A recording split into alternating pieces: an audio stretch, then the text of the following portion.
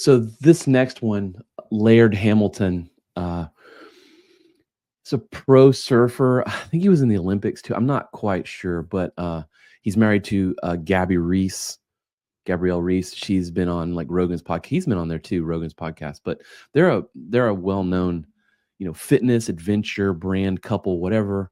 I know Gabby Reese was in the Olympics for sure. I could be wrong.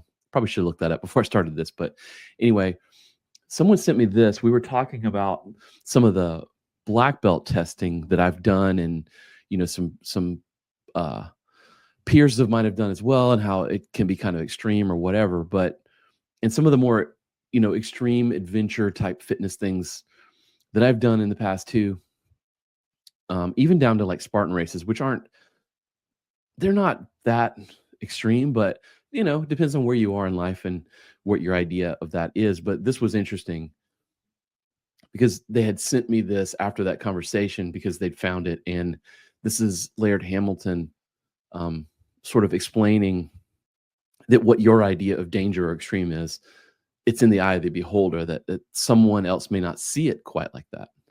All right. Laird shoots the pier. That's funny.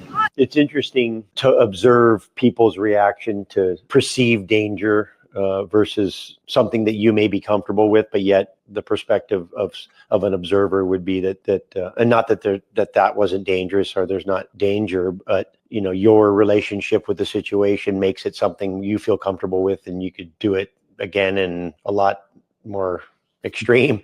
But the perception of that danger for the spectator is really a lot bigger. And then you do something that it doesn't even look very treacherous, and people are like, "What's the big deal?" And you're like, "What do you mean? That was like doesn't get any more. It doesn't get any more dangerous than that." So yeah, he's shooting between the pier with his surfboard on a wave, which is pretty damn dangerous. Yeah, that's not safe at all. But the point is that your perception of what fear or danger is might not be the same as someone else. I've talked about Alex Honnold. I think I said that right. Alex Honnold a lot on this show.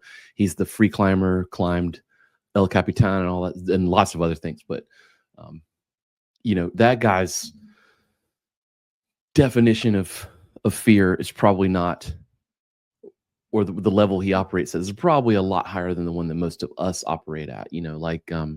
A lot of people like to do skydiving and stuff like that to kind of overcome some of that and level set and then bring their level up and things like that. It's interesting. It's always interesting for me to talk to someone who would jump out of an airplane or skydive or whatever, because that's something that, as I sit here right now, I don't think I would ever do. And I've often said that, that's not in the cards for me. That is not something I would do. And, others have done it, and they tell me it's not as big a deal as I think it is.